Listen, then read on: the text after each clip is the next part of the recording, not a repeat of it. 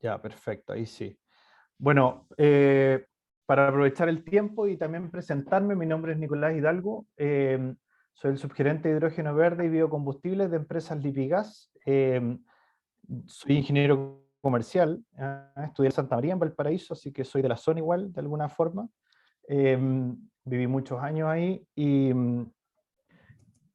dentro de mi carrera, digamos, de mis estudios también pasé por mecánica, entonces tengo igual un poco de conocimiento, experiencia en el ámbito. Llevo 10 años en empresas Lipigas, donde me ha tocado estar a cargo de distintas responsabilidades, principalmente comerciales. En algún momento fui también jefe corporativo de compra, pero siempre ligado a los temas comerciales desde que partimos en el negocio con el gas natural licuado, después a cargo de todo el negocio del GLP industrial y GNL, y hoy día responsable como subgerente de esta nueva gerencia de hidrógeno verde y biocombustible, lo cual ha sido un rico y grato desafío porque de alguna forma estamos construyendo el futuro de esta compañía y el futuro de lo que va a ser el mercado de los combustibles en Chile y esperemos que también en el mundo.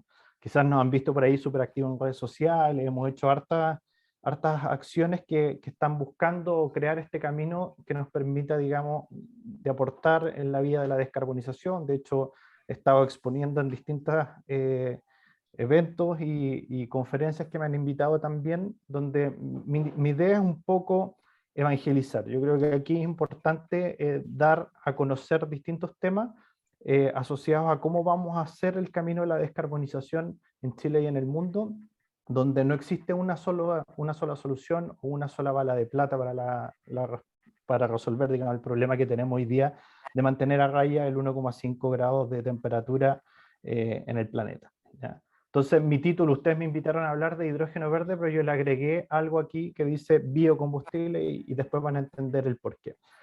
Hay veces que las presentaciones yo las puedo enfocar con gente que sabe, quizá que hay muchos que saben acerca del hidrógeno verde, pero hay otros que no, entonces voy a tratar de dar una especie de ilustración para explicar y dar una introducción acerca de la energía y acerca de cómo se va desarrollando el hecho de que el hidrógeno verde se vuelve importante para Chile y para el mundo, y también los biocombustibles en última línea, y cómo esto ha ido mutando, digamos, de alguna forma a tener soluciones que sean habilitantes para descarbonizar hoy día y no a 15 años, ¿ya? Eso es un poco la idea.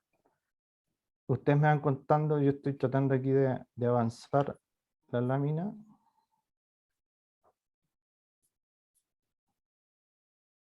Ahí sí.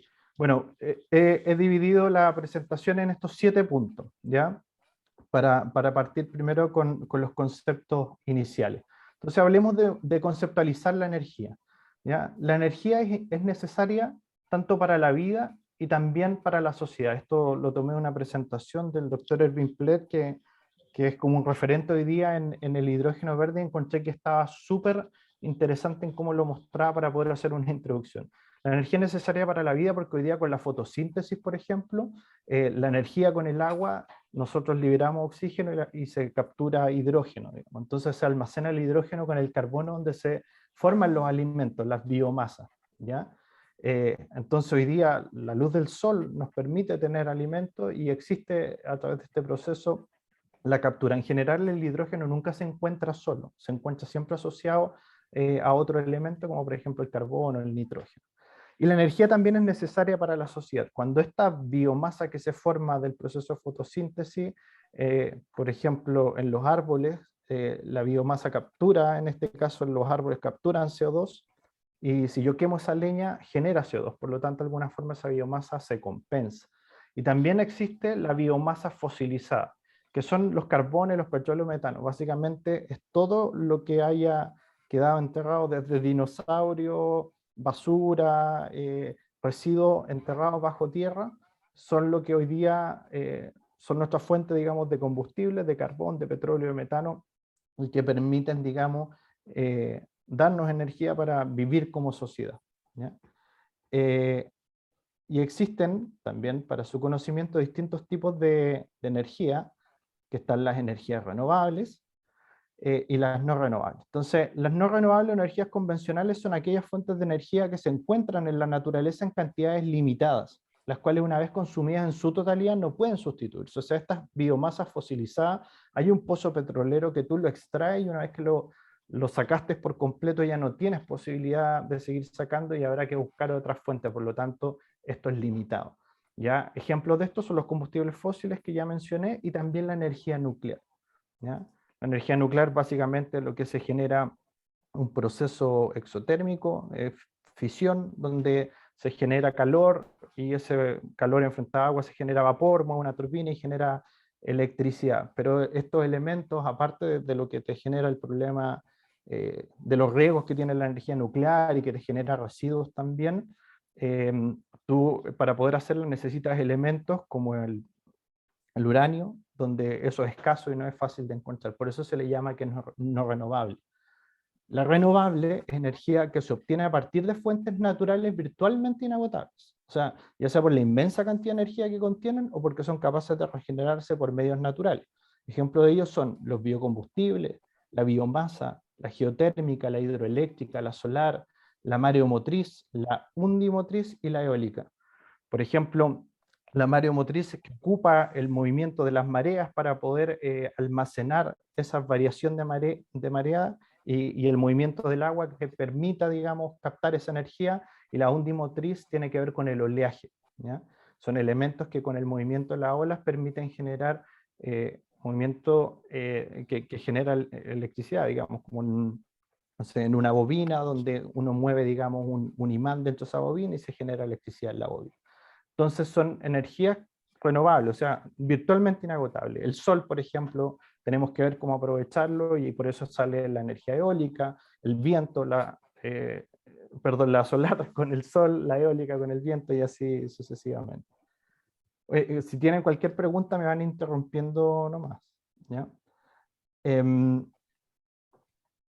Luego, esto es relevante también, parte de los conceptos iniciales. Hoy día en Chile la energía que nosotros utilizamos en su mayoría es derivados del petróleo, ¿ya? Es casi un 57% de derivados del petróleo y un 22% recién es electricidad y después 13% biomasa y biogás.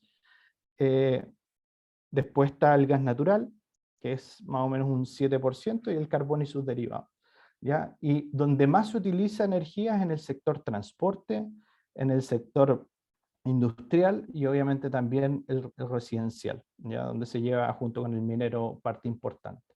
Entonces, ¿por qué les muestro esto? Porque van a entender un poco de lo que les quiero mostrar, que hoy día esta energía, por ejemplo, la electricidad renovable no va a poder reemplazar toda la generación eléctrica y las aplicaciones energéticas existentes, ¿ya? De hecho, solo consume un 22% de electricidad y el otro 57% son los derivados del petróleo, pero no vamos a poder reemplazar con electricidad todo eso.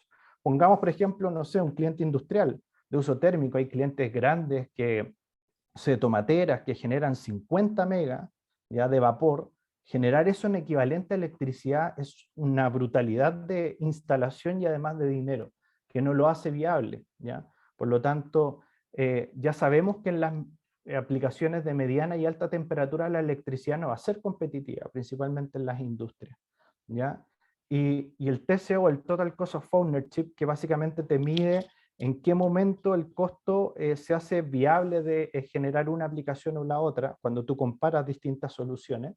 Este TCO de algunas aplicaciones y costos de transición energética son altos y van a tomar tiempo, ¿ya?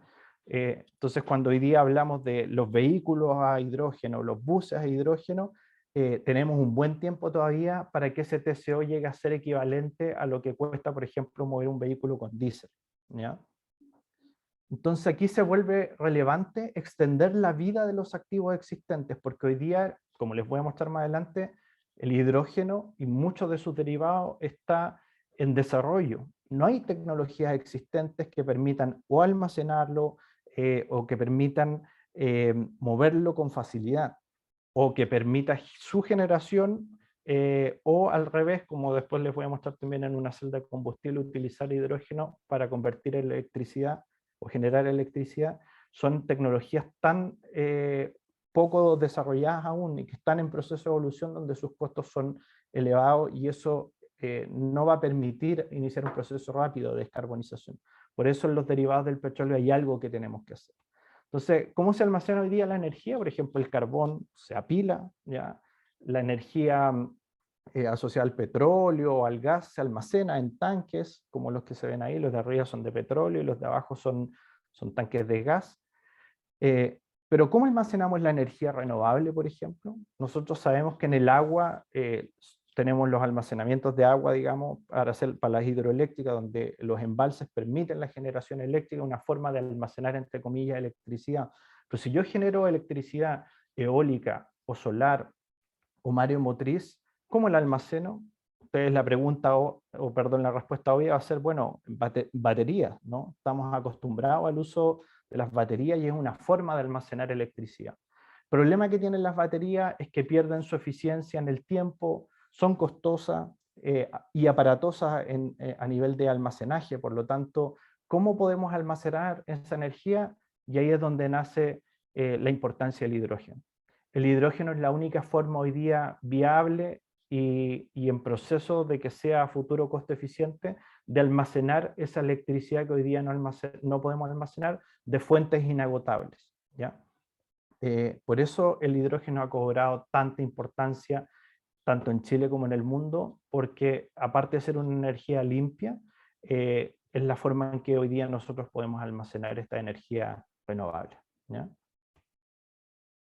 Entonces, para que ahora entremos en el hidrógeno y puedan tomar algunos conceptos iniciales y puedan ir aprendiendo o conceptualizando el hidrógeno. El hidrógeno como tal es un gas combustible que no existe como elemento puro en la naturaleza, ¿ya? Siempre se encuentra mezclado con hidrocarburos, como CX o HI, en el propano, en el butano, en el metano, por ejemplo, que es CH4.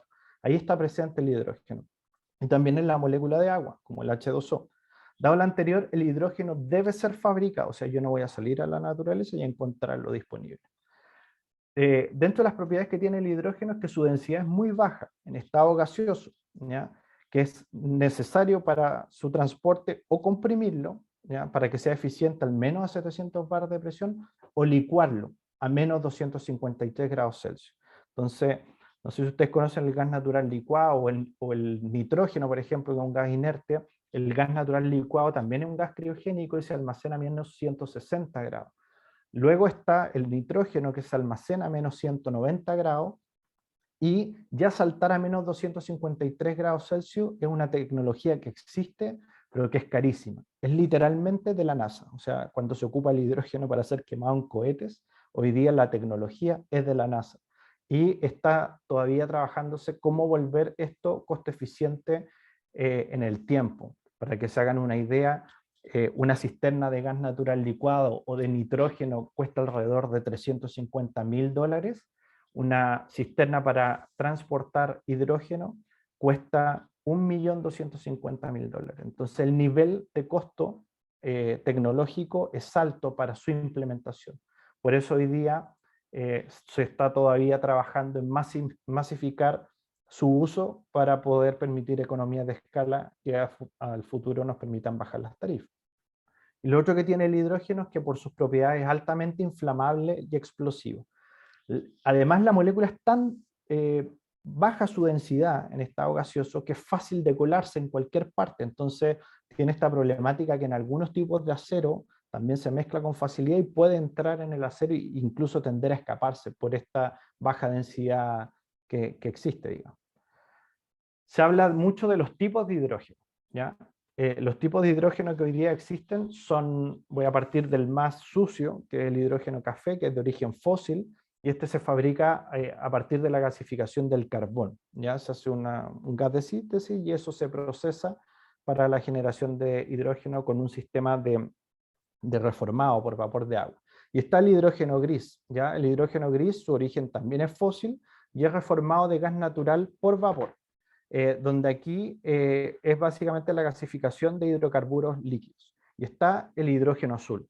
Si la producción de hidrógeno gris nosotros fuéramos capaces de capturar este CO2, entonces el hidrógeno generado se denomina azul. O sea, cada vez que nosotros podamos capturar el CO2 en ese proceso y evitar que se vaya al ambiente, se le denomina azul. Y está el famoso hidrógeno verde, que su origen es renovable. ¿De dónde proviene esto? De la separación de la molécula de agua. Como les decía, va acompañado siempre el hidrógeno de otra molécula, nunca va solo. Por lo tanto, se fabrica. Y hoy día el proceso costo eficiente existente, costo eficiente llamémoslo hoy día a la fecha, porque todavía es costoso, es separar la molécula de hidrógeno y de oxígeno, ¿ya? Y así generar el hidrógeno. Y esto es generado con un equipo que se llama electrolizador, que es alimentado con electricidad renovable, que puede ser eólica, solar e hídrica. El proceso es así, o sea, viene la energía que impacta en el panel fotovoltaico o en las torres o turbinas eólicas que generan potencia. Esa potencia abastece un electrolizador que tiene un electrolito rico al interior, y al ingresar el agua lo que hace es que separa esta molécula en hidrógeno y en oxígeno, ¿ya? Obteniendo el famoso hidrógeno verde. Entonces ahora quiero entrar en lo que son los combustibles sintéticos, para que tengan claro también que a través del hidrógeno, y un poco lo que les comentaba al inicio, de que nosotros somos altos consumidores todavía de combustibles fósiles en estados líquidos o también gaseosos, donde el hidrógeno no va a poder cubrir todo. Y la forma de poder entrar en esos mercados es generando combustibles sintéticos provenientes del hidrógeno verde. Y eso es básicamente combustibles que son generados mezclando hidrógeno verde con CO2, que puede ser capturado o directamente del ambiente o desde una fuente emisora de CO2. Por ejemplo, la industria del cemento genera mucho CO2. Entonces, aquí de este proceso se puede generar metanol, o sea, todo este proceso, el mismo que ya les expliqué, se genera hidrógeno, pero al capturar el CO2 del ambiente, nosotros podemos sintetizar metanol y del metanol podemos obtener gasolinas, podemos obtener gas licuado del petróleo, también metano y dimetiléter, ¿ya? Entre otras mezclas. También, que no está acá, eso lo voy a mostrar más adelante, pero se puede obtener algo que se llama amoníaco, que está también muy trabajado hoy día, que es el green ammonia, donde básicamente en vez de capturar CO2 del ambiente, lo que se captura es nitrógeno y se genera el amoníaco verde, que es ampliamente usado en explosivos o en fertilizantes. Entonces, estos combustibles son iguales a los combustibles tradicionales, pero su producción es de origen renovable. Entonces, para que sepan cómo es el hidrógeno comparativamente a otros combustibles gaseosos. ¿Sí? Alonso tiene levantada la mano para ver si... Que no veo quién levanta la mano, así que me interrumpen nomás, por favor. Vale. Hola Nicolás, Alonso Hola, de hola. SVAL. Hola, Alonso. En la lámina anterior ¿Sí? mostraste que la combinación del CO2 del ambiente que se captura desde el aire con el hidrógeno te permite generar combustible, ¿cierto? Las gasolinas, GLP.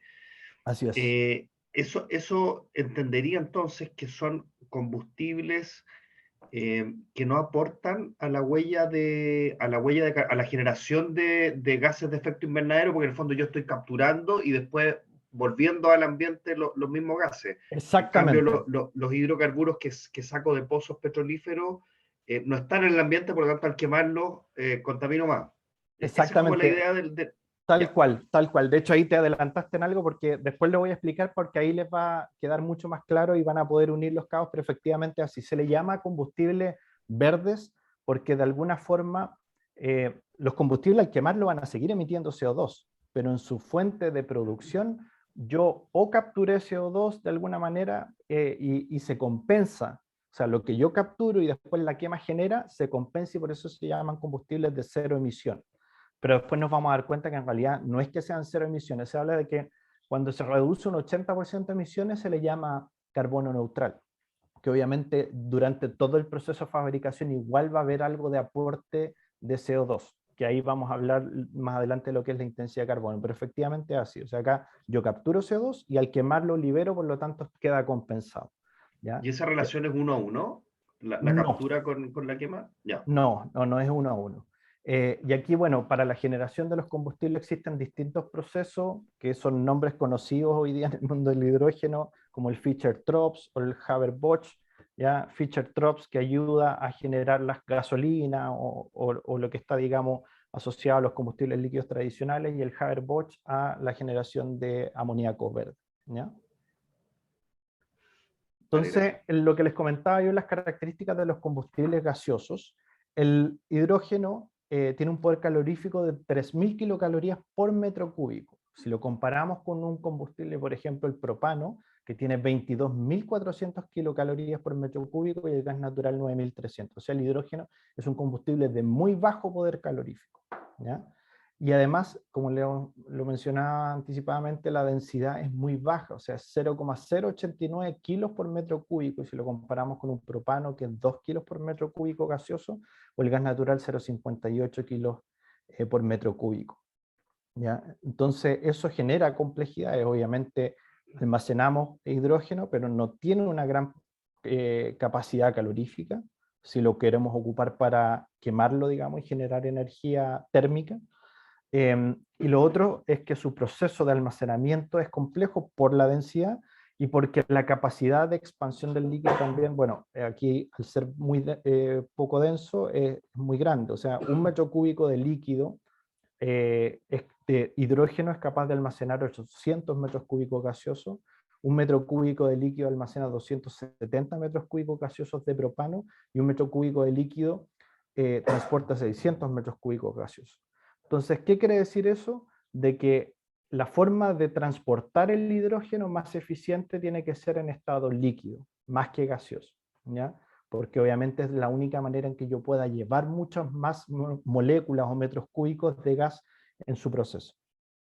El hidrógeno, el GLP y el gas natural son gases combustibles, los cuales poseen características propias de densidad y poderes caloríficos diferentes.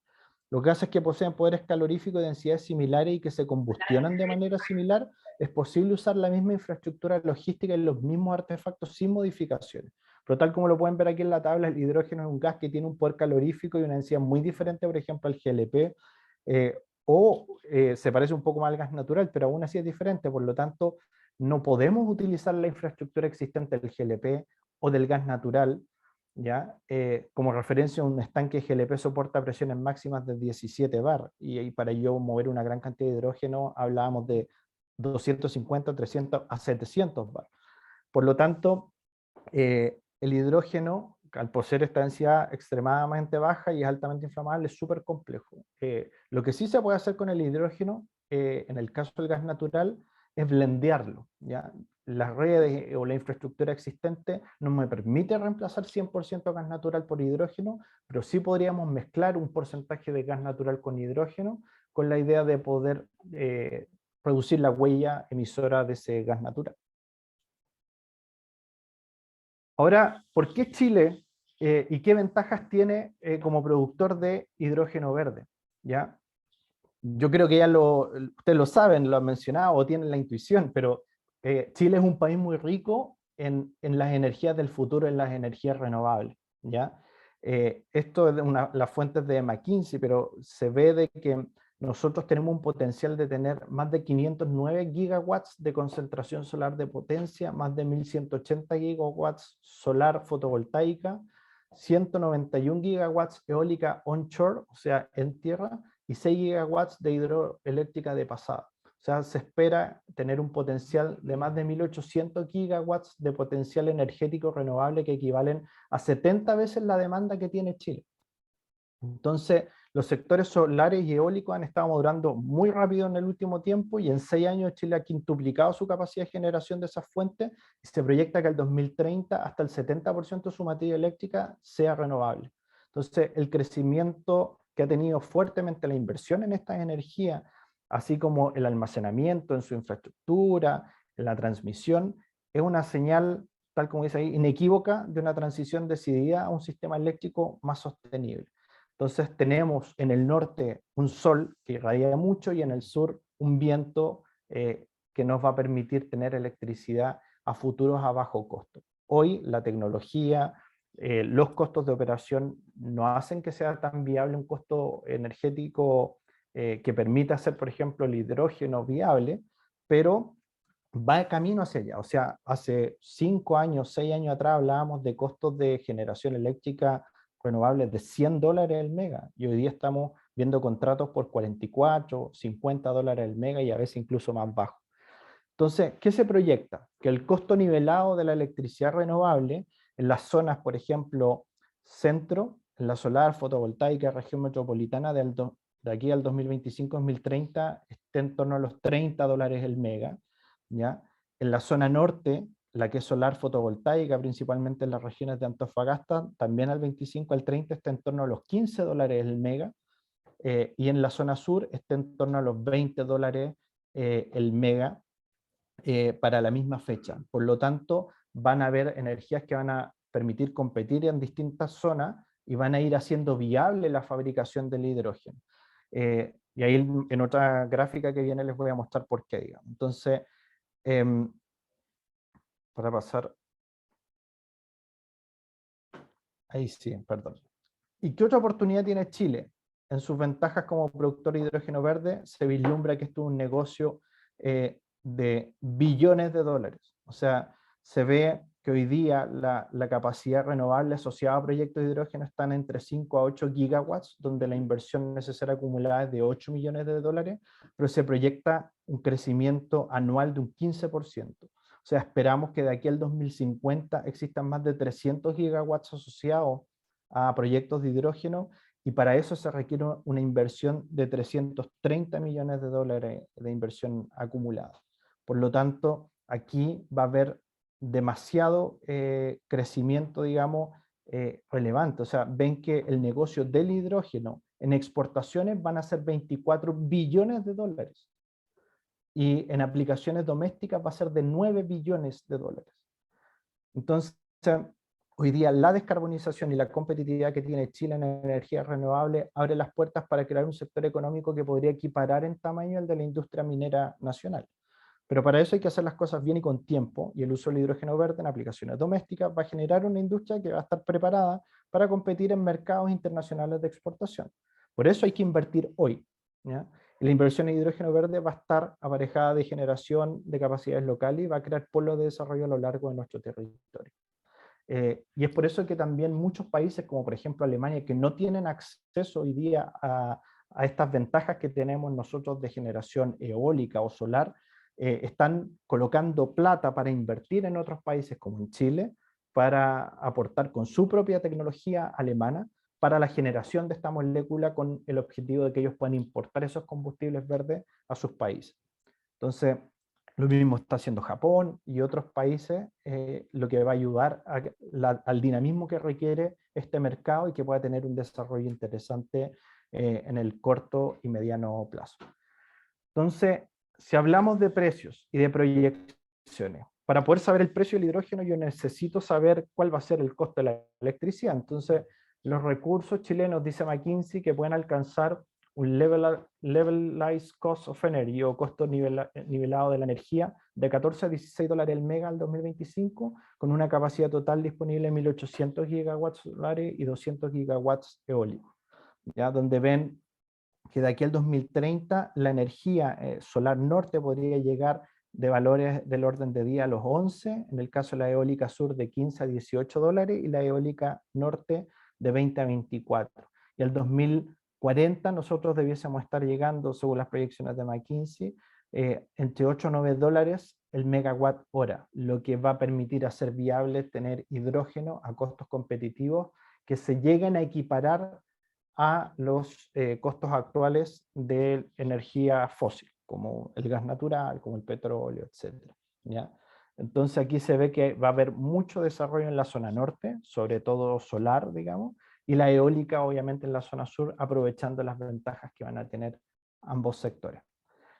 Dado estos mismos costos que ya les mencioné de electricidad, la curva de costo de producción para el hidrógeno por región que se prevé es que bajen de el año 2025 de valores que van a estar entre los 1,1 y unos 7 dólares el kilo, a valores al 2040 que debiesen estar entre 0,8 y 1,1 dólares el kilo, ¿ya? Donde obviamente su costo va a variar según la zona, si es norte o sur, y estos son costos que son solo de producción. Para que tengan una idea, son costos equivalentes de hablar entre 14, 15 dólares el millón de BTU, estos que están aquí al medio, ¿ya? Que son costos que no vamos a tener hoy día disponibles hasta que tengamos costos de electricidad que sean competitivos, ¿ya?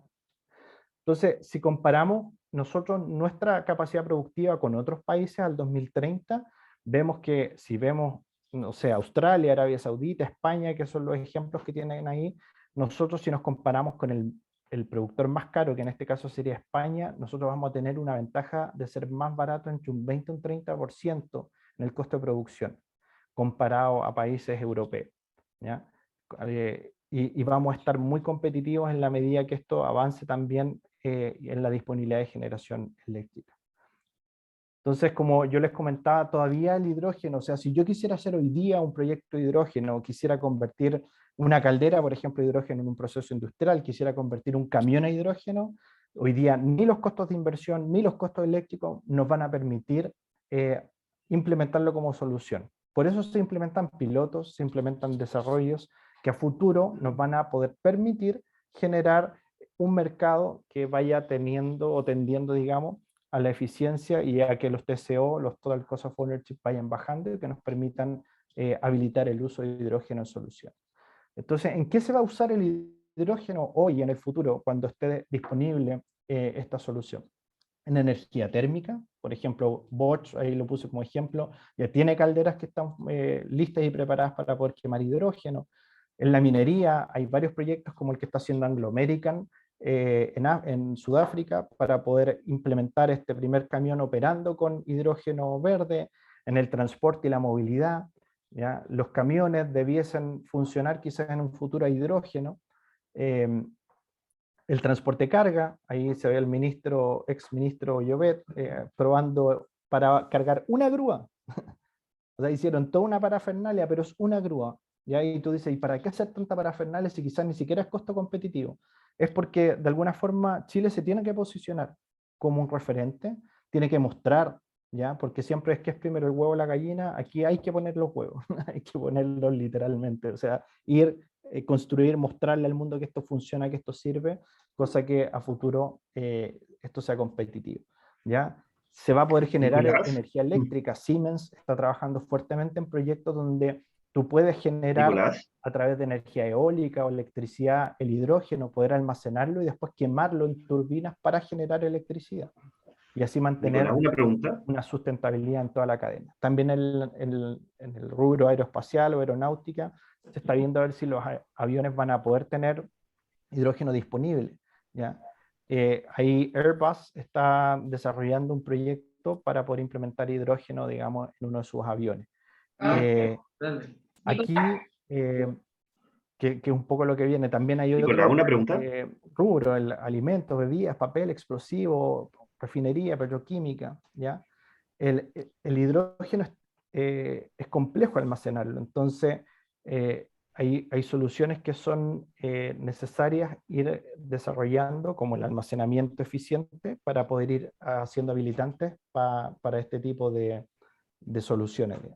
Y aquí lo puse, la celda de combustible, o fuel cell, porque quizás no todos saben, tú el hidrógeno lo puedes quemar, ya yo lo podría quemar en un motor y hacer el movimiento mecánico, pero en realidad eso es muy poco eficiente y hoy día lo que se ha visto que podría ser más eficiente es la solución de la celda de combustible. Básicamente lo que hago en un vehículo, por ejemplo, en un camión, yo almaceno hidrógeno en estado gaseoso o líquido, y yo lo paso por un elemento que se llama la celda de combustible, que tiene un ánodo, un cátodo y una membrana, ¿ya? Donde el hidrógeno, como se ve ahí, ingresa, ¿ya? Y en su proceso, al ingresar por esta membrana, genera electricidad, ¿ya? Y libera calor al ambiente, y el resultado de este proceso es agua a su salida, y también el hidrógeno que ingresa, ¿ya? Entonces, aquí la pregunta, ¿será el hidrógeno verde la solución al cambio climático? Va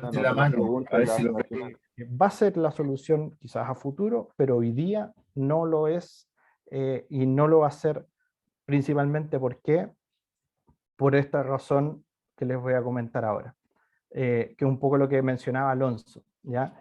Esto de las intensidades de carbono. ¿Qué es la intensidad de carbono? La intensidad de carbono es el ritmo de emisión en cantidad de CO2 de un determinado contaminante durante una actividad concreta o un proceso de producción industrial. O sea, cuántos gramos de dióxido de carbono liberado por megajoule de energía se produce. Y para calcular esa huella de carbono se diferencian tres tipos de emisiones o alcances. Está el alcance 1, que son las emisiones directas producidas por la quema de combustible por parte del emisor.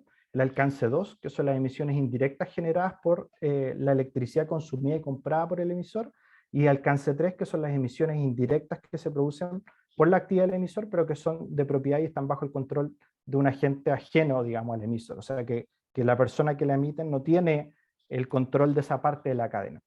Por ejemplo, yo, aquí en Lipigas, somos parte de controlar todo lo que es el transporte, podemos controlar todo lo que es el almacenamiento, podríamos controlar lo que es la electricidad que ocupamos para nuestro proceso, pero no podemos controlar, por ejemplo, todo lo que ocurre en el flete de la importación del gas, desde la producción del combustible, etc.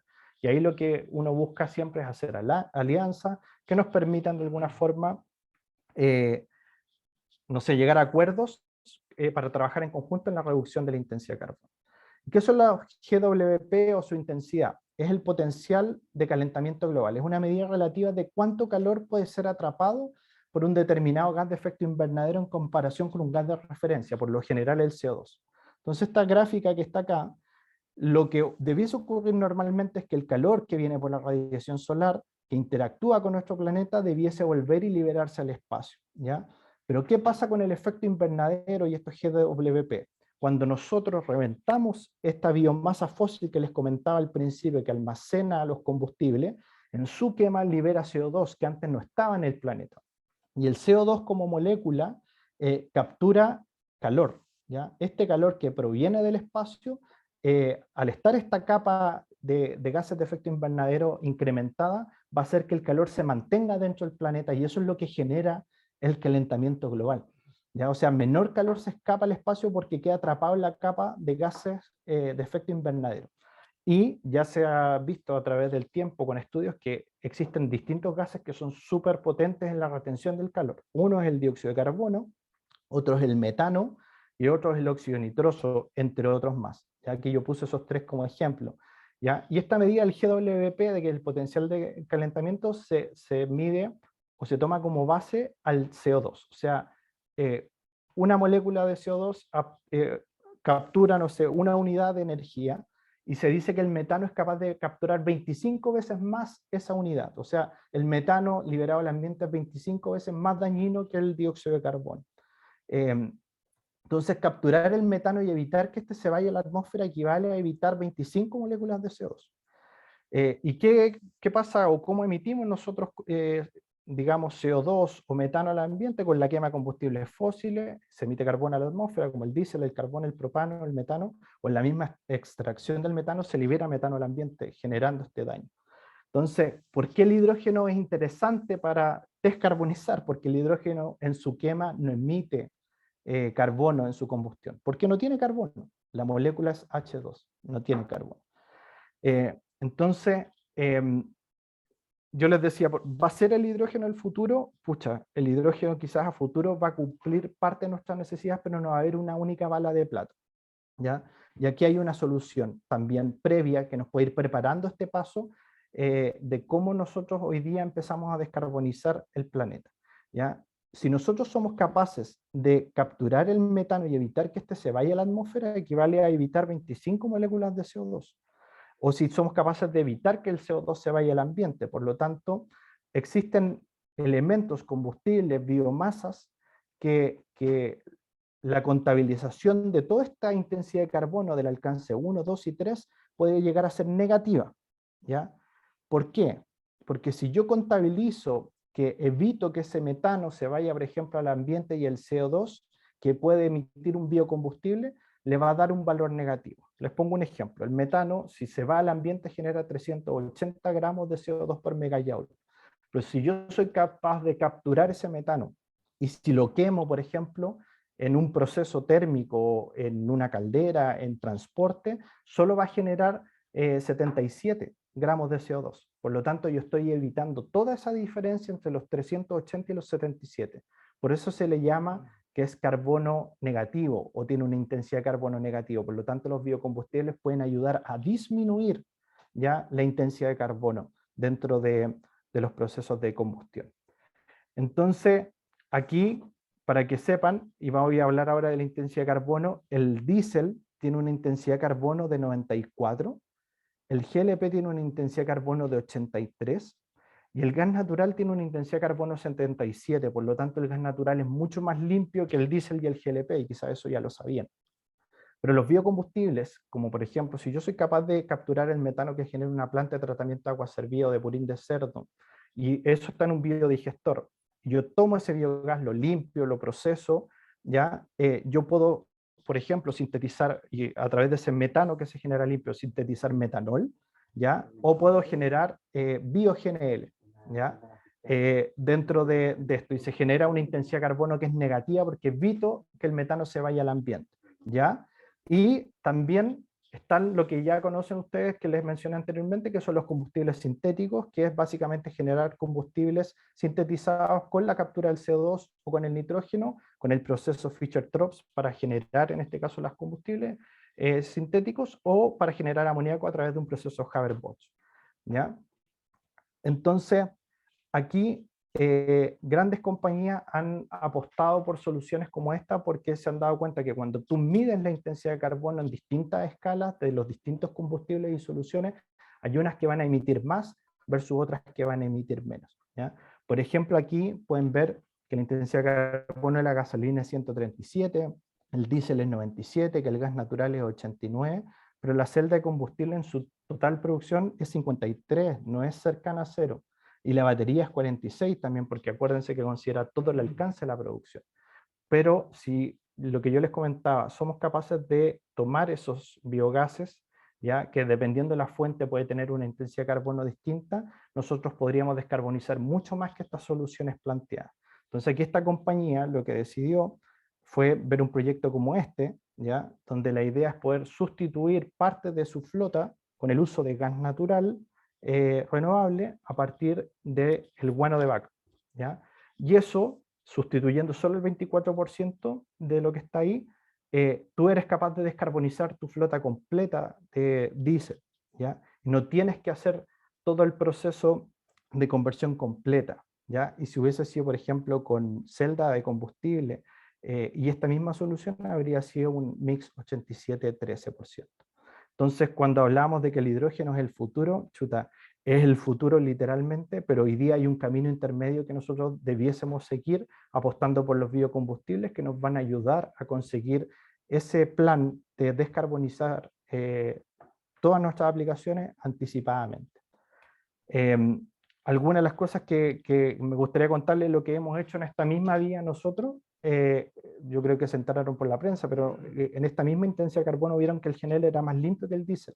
Entonces Lipigas apostó, por ejemplo, por el transporte sustentable con la instalación de una estación de servicio de gas natural licuado, ¿ya?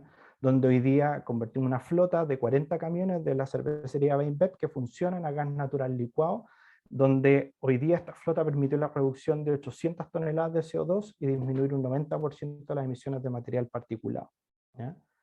Y este es un proyecto que sigue creciendo, que hay muchos interesados en poder seguir expandiendo el Lipigas. De hecho, vamos a seguir ahora la inauguración de una segunda estación en la quinta región también para seguir ampliando el uso del gas natural licuado, con tal de que toda esta infraestructura ya montada a futuro nos permita utilizar otros combustibles más limpios utilizando la misma infraestructura.